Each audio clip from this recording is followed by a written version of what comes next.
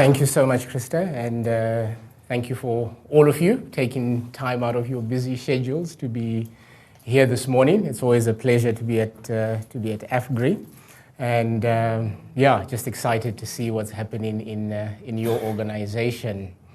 But when I was watching the video, I was thinking maybe that's all you need to get. I mean, that was good enough video to give us quite a bit of information already. So yeah. But anyway, before I start, I'll share a little bit of a story at the end. So I'm not going to share a story now, but what I would like to maybe start off with is for you just to perhaps the people around you, and I would like maybe 2 or 3 to maybe publicly share, just 2 questions that I would like to ask you. The first question is, what made you come to this session this morning? It's my first question.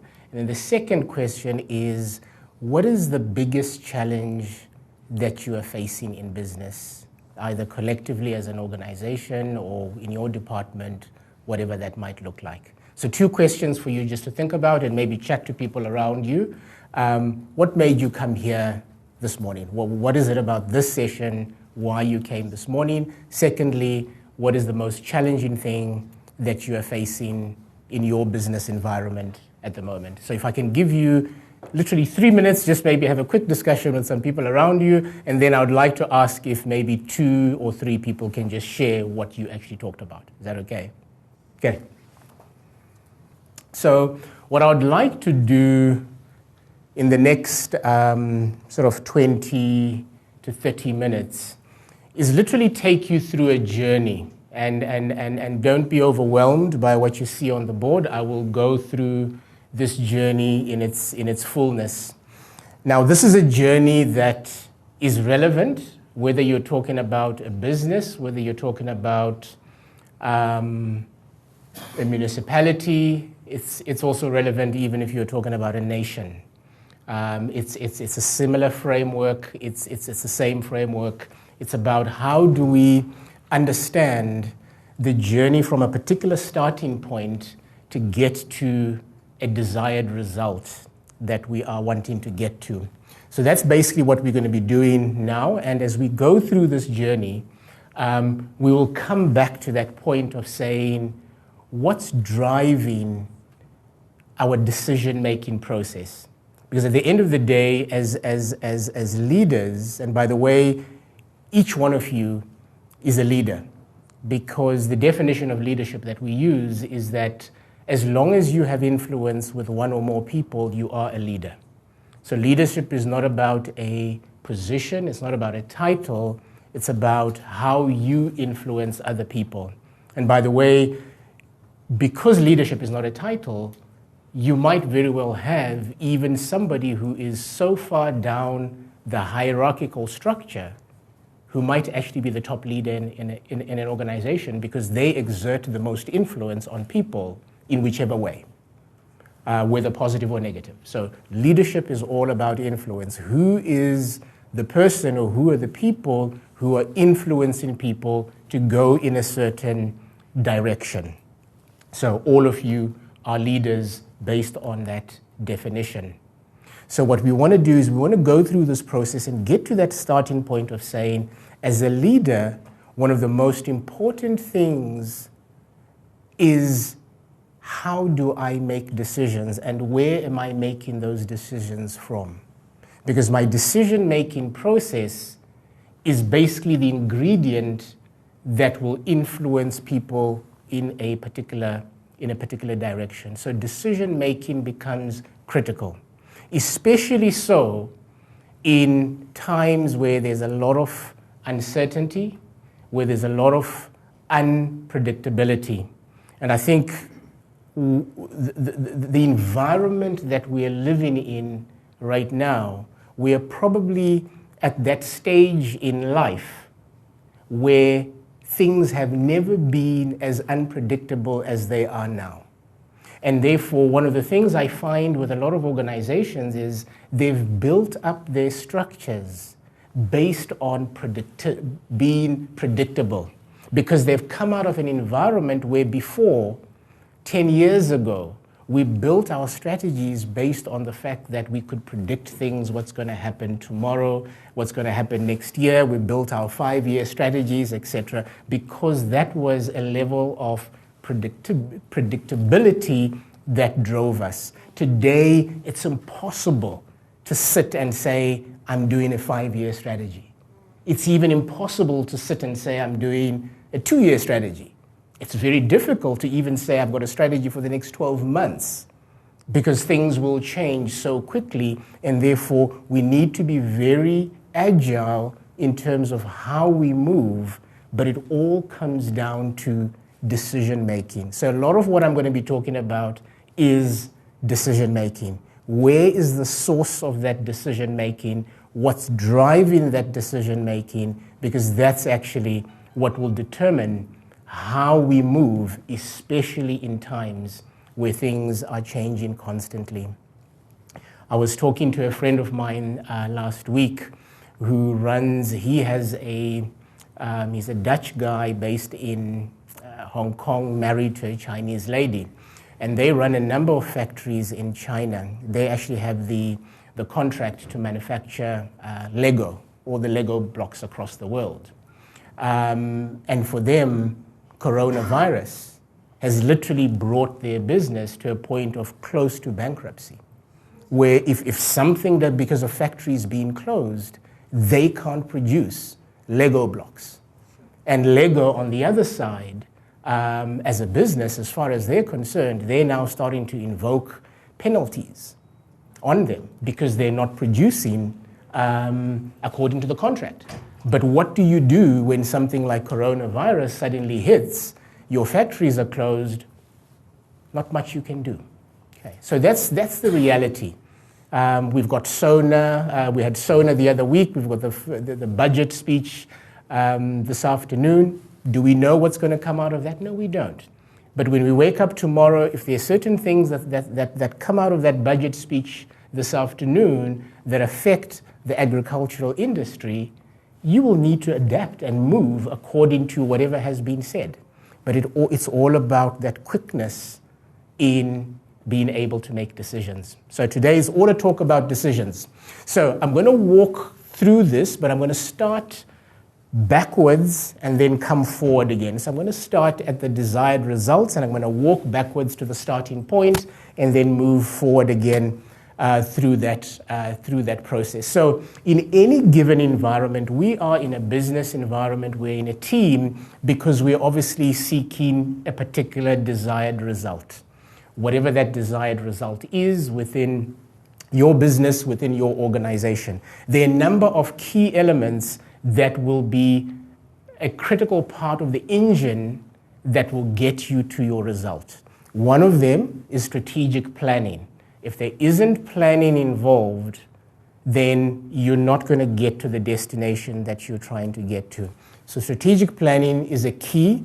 Operational execution, how you go about executing on that plan, is also a critical element. Measurement and rewards is another key element to this puzzle piece. If you're not measuring the right things and if you're not rewarding the right things, then you're not going to get to the result that you're trying to get to. And when we talk about measurement and rewards, some of the things that we measure are not necessarily the end result, but what we're measuring is we're measuring some of the leading factors that will bring the end result. So we need to be very clear, what are the leading factors that will bring the result? And we'll talk a little bit more about that. And then obviously you need to have the right systems, the right processes, procedures in place. Now all of this is very relevant because if I have put all of this together, systems, processes, procedures, measurement, rewards, based on a business environment where everything was predictable for the next 5 years, and that's how my organization continues to operate. But the environment is such that we need to be making quick decisions and making quick changes as we go along. That could be the number one constraint within an organization. And I think a lot of organizations have old systems, procedures, measurements, rewards that they've had since 20 years ago, and they still try to operate with those old structures in place, but expecting a particular different result from their people. This is one of the major reasons that I believe businesses are constrained today. We've come out of a leadership environment where things were stable. Most of our business schools, etc., in the past, where we've come out of, have taught us how to do business in a stable environment. That's not the situation anymore. It's not stable. A lot of the stuff that we've carried for many years has become obsolete. And if we don't change our businesses and bring them in line with the environment that we're in, that could very well be the thing that gives us the greatest challenge. So as I said, I'm going to talk quite a bit about decision making. So I've put a question mark there. Decision making is critical in how we come up with that point number 3. The second aspect of this business engine that's very important, and I'll unpack this a little bit more in just now, is what I call the 5 pillars that will hold any business in stability. If these 5 pillars are not stable and integrated, you will not be able to execute what you're trying to execute on. Those 5 pillars, the first, the V stands for vision. You have to have the right vision. And where does vision come from? We're going to leave that as a question that we will unpack just now. The S stands for strategy. That vision has to lead into some strategy. The L in the middle is leadership, because leadership is what essentially the glue that brings everything together. The C is the culture. And again, even in the previous videos that we're playing just now, you could already see how culture, how people connect with each other within an organization, the unity, the level of engagement of the people and the operational environment, the relational environment is a critical element, because people cannot work together if they're not in the right environment. And then the 5th pillar is people, because people carry the gifts, the talents that they need to bring to the table to be able to actually execute on what we're trying to do. So those 5 pillars are absolutely critical. And I think, again, one must be careful not to look at these 5 pillars in silos. You can't talk about culture without talking about strategy. You can't talk about vision without talking about people. All these things are interconnected. You make one change at leadership level, vision, culture, people are all affected. Again, you're talking about how Chris made his announcement. What's literally reverberating probably through this organization because of that, it's a people aspect, a leadership aspect, but I can tell you right now you're sitting with uncertainty because you're saying, okay, so what does this mean for our vision? What does this mean for our strategy? What does it mean for the culture of the organization? Or what's going to happen with the leadership? Oh, by the way, what's going to happen to the people? These are all the things that you are thinking about because all of these 5 pillars are interconnected. And therefore, I always speak to organizations and say, never think that these 5 are disconnected. If you're talking about culture, don't leave it out from the bigger discussion. The people aspect is not a nice soft issue that we leave over there and we talk about it, once we have finished doing strategy. People is strategy. Culture is strategy. Leadership is strategy. Strategy is people. Vision is people. Vision is strategy. It's all it's all the same thing. And therefore, that's one of the traps that we mustn't fall into. But at the same time, there's a decision-making process that comes in, and we will talk about that decision-making process. What we really want to get into is the next bubble, which talks about your different levels of intelligence. So what's happening here, we've got what we would typically term your your physical, personal intelligence. And what this is really talking about is this is our need to self-preserve as individuals. We have a need to self-preserve. It's a very inward focused because I want to survive. That's where your personal intelligence is coming from. Your intellectual intelligence is coming from your IQ. This is what you know. This is the data that you've received. This is your part of your education. All sits into that. This is where you're processing data as it comes to you from whatever sources. We've also got our emotional intelligence, and I think on one of the videos there was a little bit of a talk on emotional intelligence. This is talking more about how we connect with other people, how I empathize with other people, but how I also understand them to a certain extent, and our ability to connect and to be able to actually work together. That's the emotional side of things, where we're connecting at an emotional level as people. The fourth one, the CQ, that refers to cultural intelligence. And what cultural intelligence is doing, it's taking emotional intelligence to the next level, because it's now saying, as much as I am emotionally connected to people, I can take that even further, where I can become connected even within the cultural differences that I play.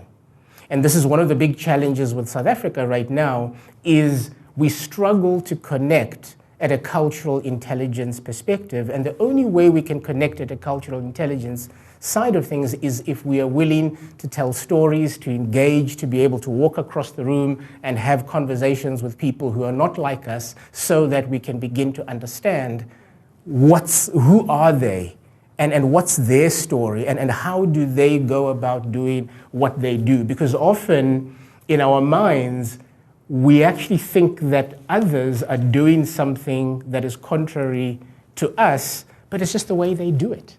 And therefore, there's absolutely nothing wrong, there's absolutely nothing evil, they mean no harm, it's just the way that they do it. And therefore, often we are trying to mold people to be exactly like us, and that's not practical. So cultural intelligence is the recognition that we are different, but in our difference, we can actually bring so much of that into the ability to work together to achieve so much more than if we work with people who look like us. So the more we are able to be diverse, the more we bring different perspectives, different ways of thinking into what we are doing. And then the last one, the SQ, is the spiritual intelligence. And that's really what I'm going to talk about now for the next 10 or so minutes before I sort of give you the sort of summary of all of this. Now, in that first bubble, most of our decision making is coming out of that bubble. We are making decisions based on, am I looking for personal preservation? And therefore, is my decision making largely selfish? Because I'm thinking about me. When we move into the IQ, we're starting to make decisions based on the information that's floating around us. And that information might again be connected to the personal PQ. We then move to the next level, where at an IQ level, we're starting to make decisions, and we're starting to say, but hang on, let me start to think about some of the other people around me, and what does that mean for them as I make this decision? When we go to the CQ, we're starting to say, but hang on, there might even be people who are different to me, who think different to me. How do I also bring that into the equation in terms of what I'm doing?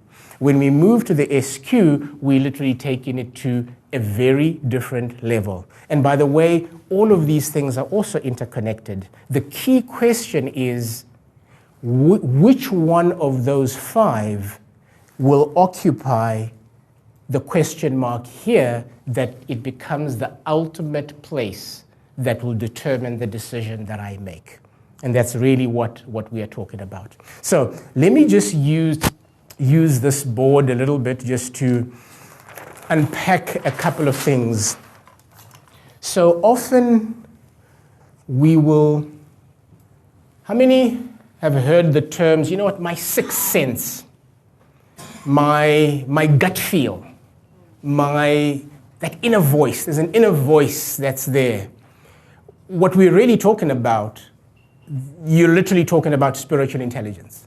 You're beginning to recognize that there's something that is also contributing towards your decision-making process. There's something in you, that gut feel, that inner voice, that sixth sense that's now saying, well, hang on, is that really the decision you should be making? Is there something else here that I need to be thinking about before I go into this? So that's really what's happening in this SQ bubble. And what we are literally doing is we are now starting to get to that point where we're asking ourselves the question, the spiritual versus the natural. What's the sixth sense? What's gut feel? What's inner voice? Now, we can completely discount this and say, you know what, that's not for business. That's not for, you know what, that's something else. But I can guarantee you, when you have a team of people who are recognizing that this is part of business, that this is part of the decision-making process that's taking place across all of these pillars that we've talked about, we're now starting to delve into, so what's the spiritual and what's the natural? What am I getting through revelation rather than just pure knowledge? I can see the fact, but you know what? There's something else about this. What's that something else about? It's recognizing that, it's allowing that in us individually to become part of what we are doing and how we are making decisions. It's about, well, what's the truth and what's the fact? There are many facts in the newspaper. I can pick up my newspaper and the newspaper will give me so many facts, but I need to decide what's truth for me. Because truth for me is what should drive my decision-making process, not just the fact that there's some facts in a newspaper.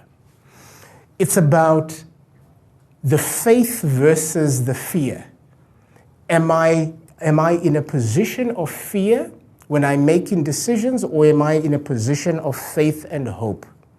Am I seeing something beyond the fearful story that I've picked up in the newspaper? Because it's very easy to make decisions based on fear, and obviously, and most of the time those decisions are what get us into trouble. And it's also about what I see and what I don't see. I see certain things, but I know that there's something beyond what I see right now. Because when you talk about doing the impossible is driven out of a sixth sense, a gut feel, an inner voice that says, despite the fact that we are here today and all these challenges are here today, I know that the future looks like that.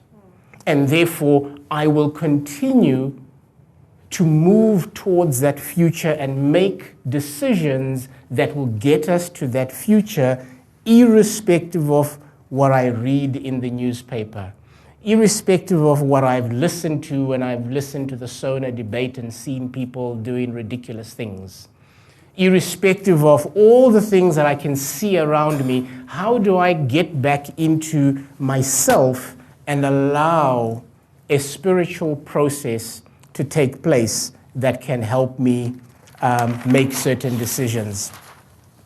You see, when we're talking about these things from a spiritual intelligence perspective, what we're really saying here is, what's the voice? What's that voice that I want to listen to that will help me connect all of these dots? But ultimately, am I going to make my decision based on the voice, or am I going to make my decision based on the things that are happening at this lower level? So in any organization, even in your own personal life, and I'll share with you a little bit of a story from my side as we finish off, but in your personal life, decide, you can even evaluate yourself. as you go about making your decisions? Has my decision been driven purely based on self-preservation?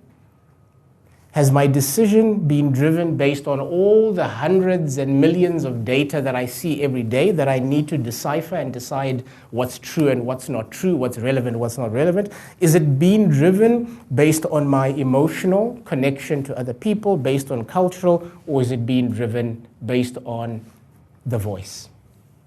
And that voice can mean different things to different people. Okay, so that's what we are really talking about there. The other thing that's maybe worth talking about is that at this level, what is mainly in play is our mind and the brain. What's mainly at play at this level is the heart, because we're starting to connect at a heart level at this level. We're taking what's in the brain, we're processing it through the heart, but what's starting to happen at this level is we're actually really starting to bring the inner heart, that inner heart within us. Because as human beings, at the end of the day, we are physical, we are soul, and we are spirit. Whatever that means for you, in whatever context but that's what it is. That's what makes us up. And therefore, in a business environment, I certainly don't want to switch off a huge part of who I am, my makeup, because I've always been taught that business is this. You see, we have typically done business at the lowest level of our humanity, and that's why we see so much destruction in the world today, because we've tried to do business at the lowest level of who we are as human beings. And as we try to move up this value chain, we're now attempting to move into this heart level where we can integrate the personal, the IQ, the EQ, the CQ into the business element. But the businesses that eventually get to the point where they integrate the fullness of the human being, we will do business in ways that will astound our competitors.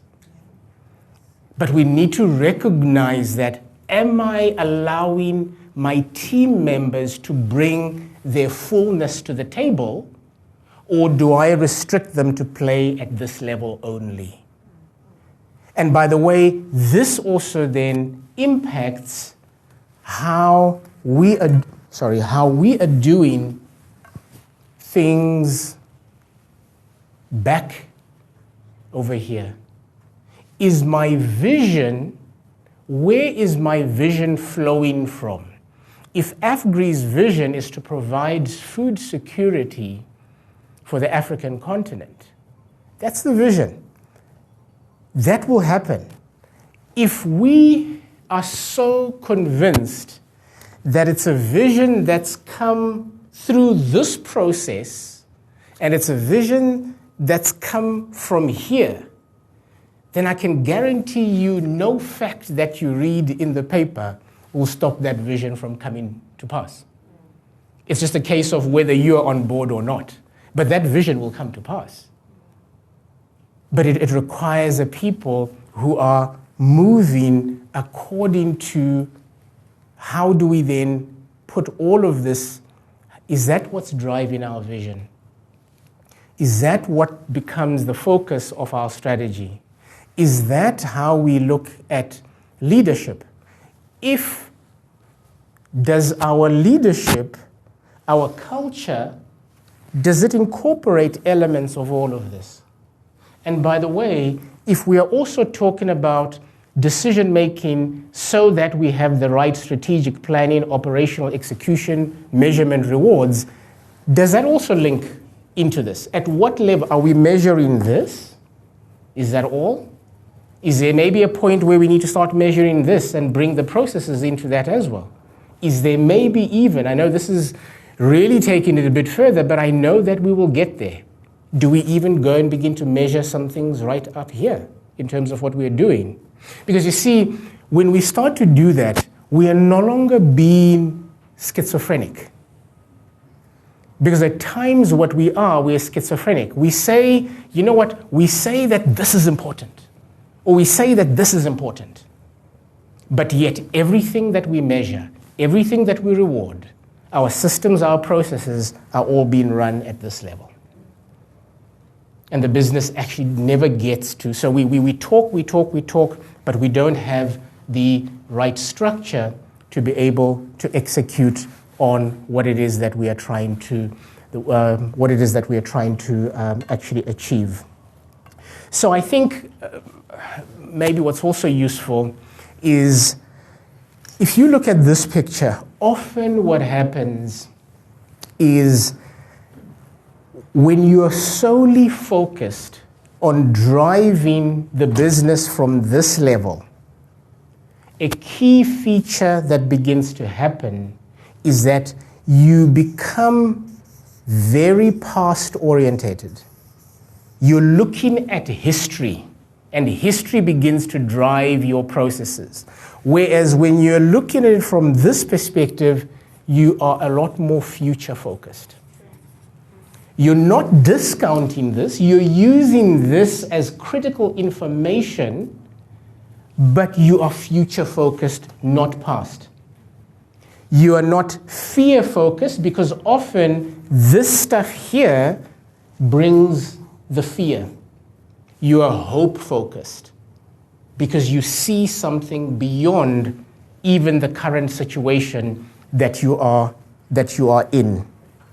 So the question there again is, what is driving, what sits in that circle? Is it the PQ? Is it the IQ? Is it the EQ, the CQ, or the SQ?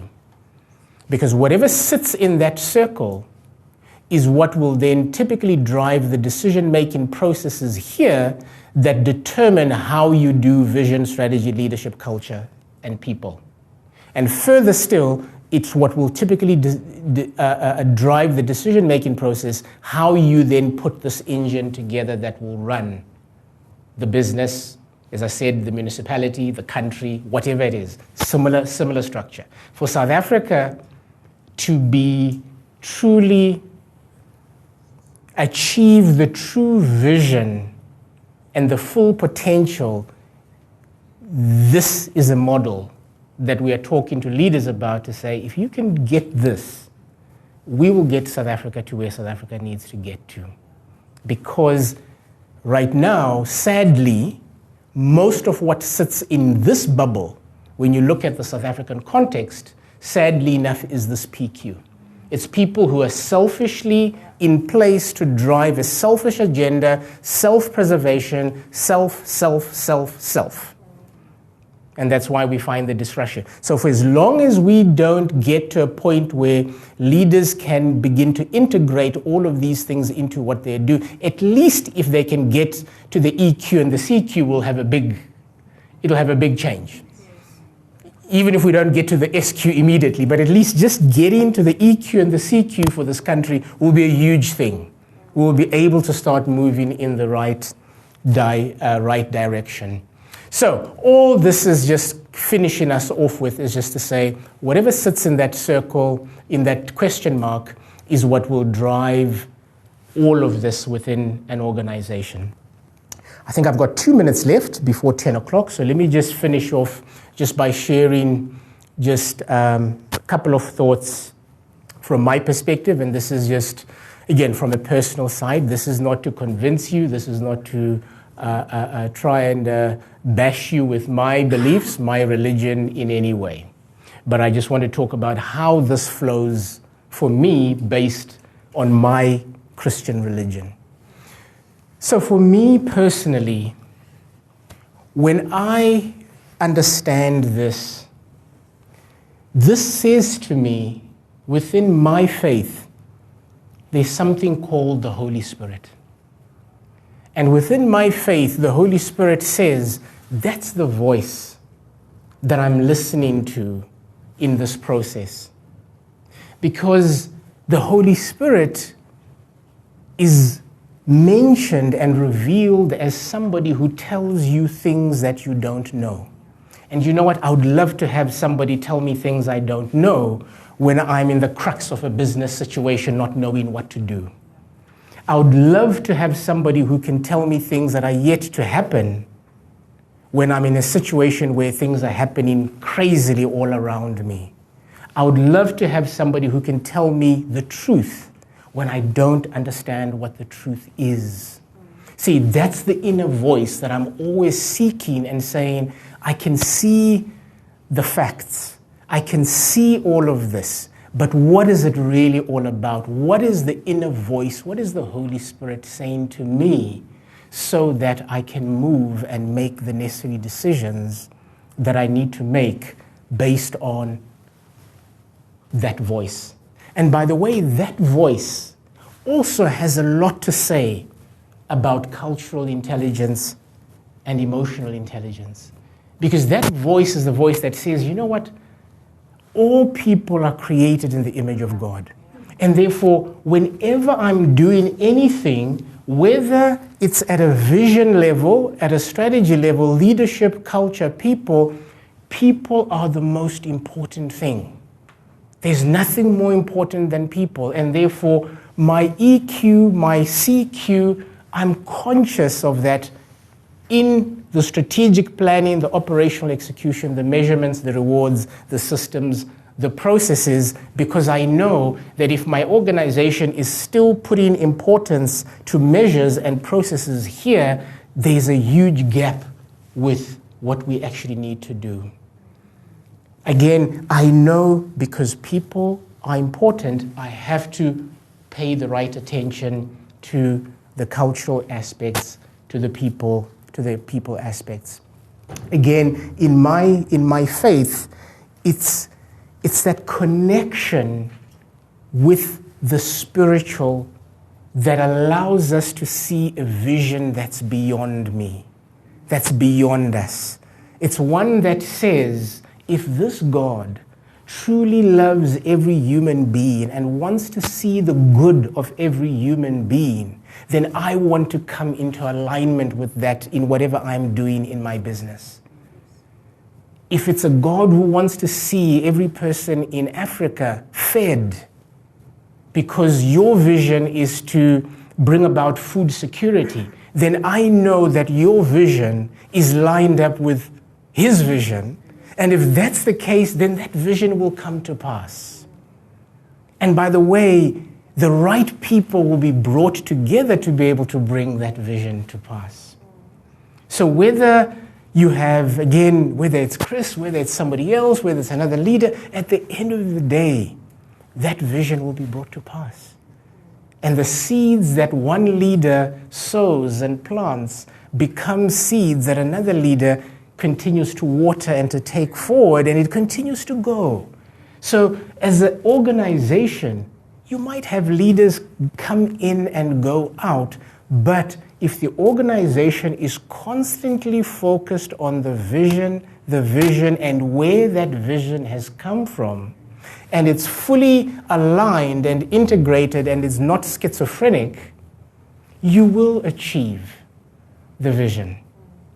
And I believe that's exactly, when I see all the work and the sessions that you've had before, it's all about the integration of all of these things. But integration, the simplest picture of integration is potentially that picture over there.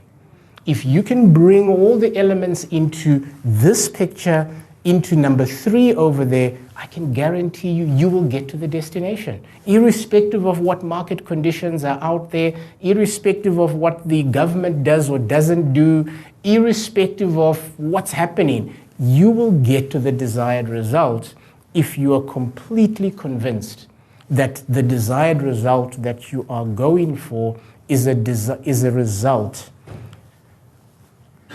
that's come from the voice.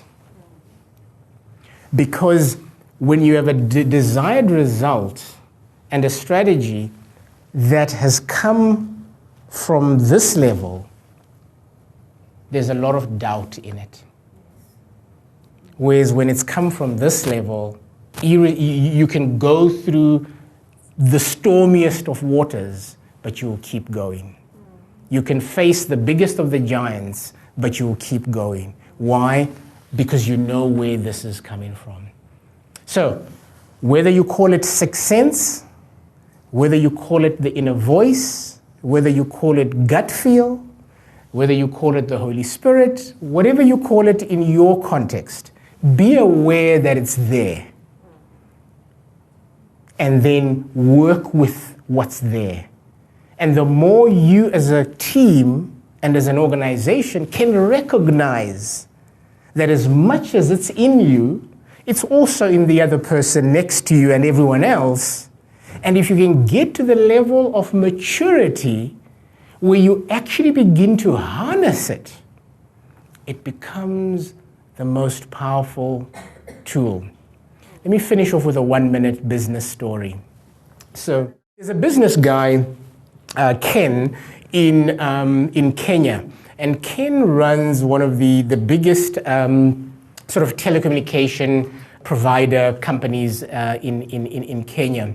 And Ken shares this story in his early stages in the business. They were actually putting together a tender. And him and his team were working on this tender. And just before the night of the submission of the tender, he sort of, has this inner voice, this sixth sense, etc., come to him that basically said, listen, increase the price of increase the price of what you're putting forward by X amount, whatever percentage it was. But also, in your covering letter, your first page, write this particular paragraph. And he writes this paragraph and he increases the price. And his team come the next morning and he says to his team, you know what, last night I changed the price and this is the covering letter that's going in with the tender. And his team said to him, but you're absolutely crazy. We're still a small business. There's not a chance we can win this tender with that price. We have to go rock bottom if we have any way of doing it. And he says, guys, I'm absolutely convinced that we have to put this price. And by the way, I've written this additional paragraph in the covering letter for this tender. Off this tender goes. A few weeks later, they get awarded the tender. They go and they meet with the organization that's given them the tender, and the team is asking them, so how come we won it?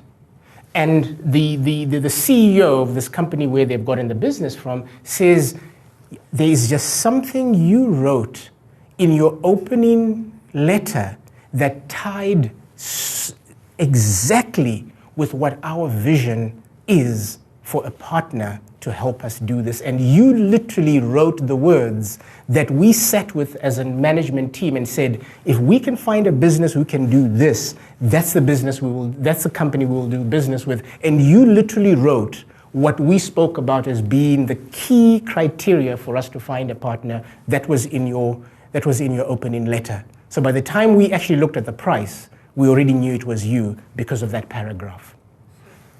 Sixth sense, inner voice, Holy Spirit, helping us in a business deal, helping us win a business tender, helping us put together a joint venture together. Absolutely, I believe so.